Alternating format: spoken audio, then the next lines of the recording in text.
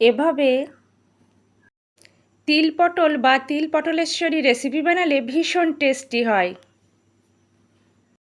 নমস্কার, আপনাদের সবাইকে আমার চ্যানেলে স্বাগত জানাচ্ছি। আমি আজকে আপনাদের সঙ্গে শেয়ার করব পটলের একটা ভীষণ টেস্টি রেসিপি। এ সময় তো প্রচুর পরিমাণে পটল পাওয়া যায়। আমি আগেও আপনাদের সঙ্গে পটলের বিভিন্ন রকম রেসিপি শেয়ার করেছি। আজকের রেসিপিটা একেবারেই অন্যরকম, ভীষণ টেস্টি একটা রেসিপি। আমার আজকের রেসিপি তিল পটল বা তিল পটলেশ্বরী রেসিপি। এভাবে বানালে ছোট থেকে বড় সবার পছন্দ হবে। যারা একদম পটল খেতে পছন্দ করেন না তারাও ভীষণভাবে পছন্দ করবেন। ভীষণ টেস্টি একটা রেসিপি। পটল খোসা ছাড়িয়ে খুব ভালো করে ধুয়ে নিয়েছি। মাঝখানে চিড়ে নিয়েছি।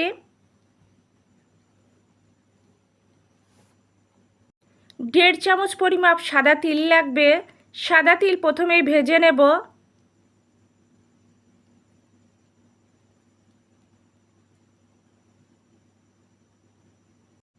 চুলায় কড়াই বসিয়ে খুব ভালো করে গরম করে নিয়েছি। তিল দিয়েছি। তিল কিছুক্ষণ নাড়াচাড়া করে ভেজে নেব। খুব বেশি ভাজার প্রয়োজন নেই।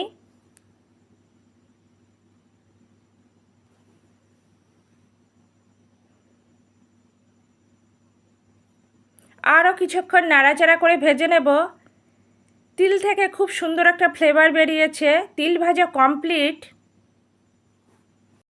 ভেজে রাখা তিল, আদা, কাঁচা লঙ্কার একটা মিহি পেস্ট তৈরি করে নেব। আপনারা চাইলে 3-4টে কাজু বাদামও ব্যবহার করতে পারেন। সমস্ত উপকরণ রেডি করার পর চুলায় কড়াই দিয়ে ভালো করে গরম করে নিয়েছি। পরিমাপ মতো সর্ষের তেল দিয়েছি। সর্ষের তেলে খুব সামান্য হলুদ দিয়েছি যাতে তেল না ছিটকোয়। সর্ষের তেল খুব ভালো করে গরম করে নেব।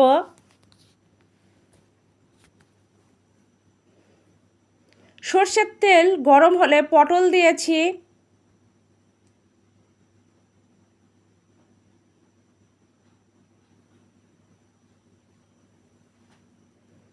পটল নাড়াচাড়া করে ভেজে নেব।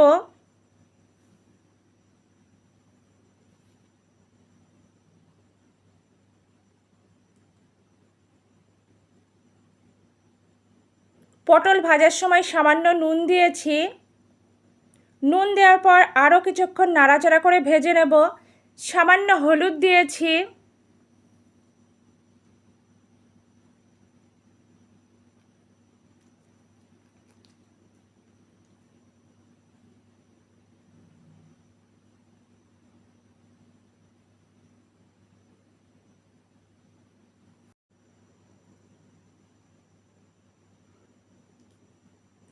পটলে বেশ একটা লালচে রং ধরেছে। আরও কিছুক্ষণ নাড়াচাড়া করে ভেজে নেব। পটল ভাজা কমপ্লিট, তুলে রাখবো। পটল এইভাবে লালচে করে ভেজে নিতে হবে।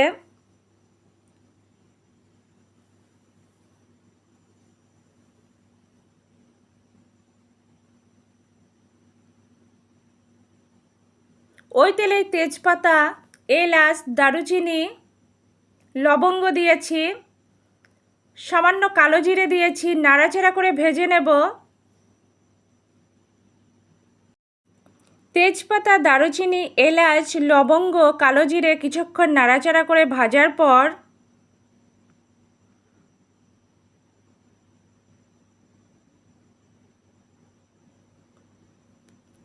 তিল, কাঁচা লঙ্কা, আদার যে পেস্ট তৈরি করে রেখেছিলাম দিয়েছি। দই দিয়েছি। ফেটিয়ে রাখা টক দই 2 চামচ দিয়েছি। ধনে গুঁড়ো,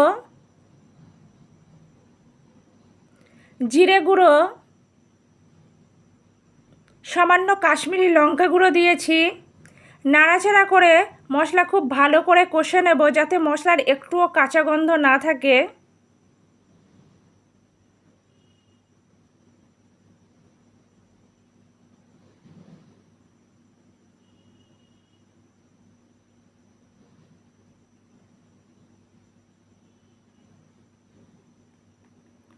মশলা থেকে তেল ছেড়ে এসেছে, মশলা কষানো কমপ্লিট। ঠিক এই পর্যায়ে ভেজে রাখা পটল দিয়েছি, নাড়াচাড়া করে পটল কিছুক্ষণ কষে নেব।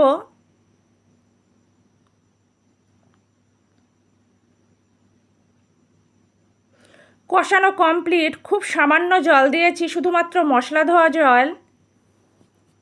স্বাদ অনুযায়ী নুন দিয়েছি।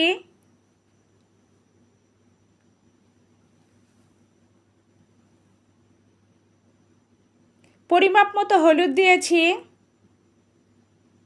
খুব ভালো করে নাড়াচাড়া করে দেব। ঢাকা চাপা দিয়ে জাল করে সিদ্ধ করে নেব।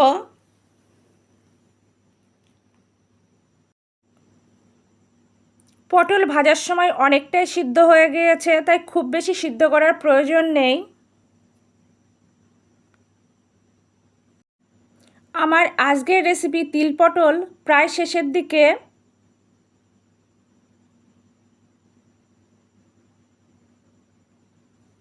নাড়াচাড়া করে দেব।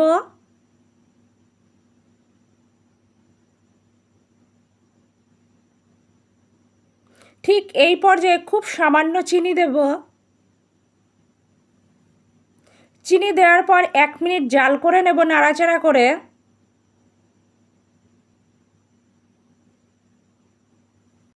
আমার আজকের রেসিপি তিল পটল বা তিল পটলেশ্বরী একদম কমপ্লিট। আমার আজকের রেসিপি সম্পূর্ণ নিরামিষ রেসিপি তিল পটল বা তিল পটলেশ্বরী পরিবেশনের জন্য একদম রেডি। আপনারা দুপুরে গরম ধোয়াটা ভাতের সঙ্গে পরিবেশন করবেন, একদম জমে যাবে। এছাড়াও রুটি, লুচি, পরোটার সঙ্গেও পরিবেশন করতে পারবেন। ভীষণ টেস্টি একটা রেসিপি। আপনারা তো পটলের অনেক রকম রেসিপি বানিয়েছেন, অন্তত একবার হলেও ঠিক এভাবে তিল পটল রেসিপি বানিয়ে দেখবেন, সত্যি ভীষণ টেস্টি হয়। আমার আজকের রেসিপি আপনাদের যদি ভালো লাগে লাইক করবেন, কমেন্ট করবেন, শেয়ার করবেন, আমার চ্যানেলের পাশে থাকবেন। আর আপনাদের অনেক অনেক ধন্যবাদ এতক্ষণ ধরে ধৈর্য সহকারে আমার রেসিপিটা দেখার জন্য। আপনারা এভাবেই আমার পাশে থাকবেন, আমাকে সাপোর্ট করবেন।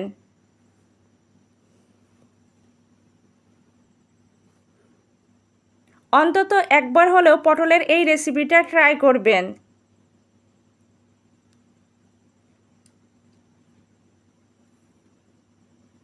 এমনিতে তিল স্বাস্থ্যের পক্ষে খুবই উপকারী।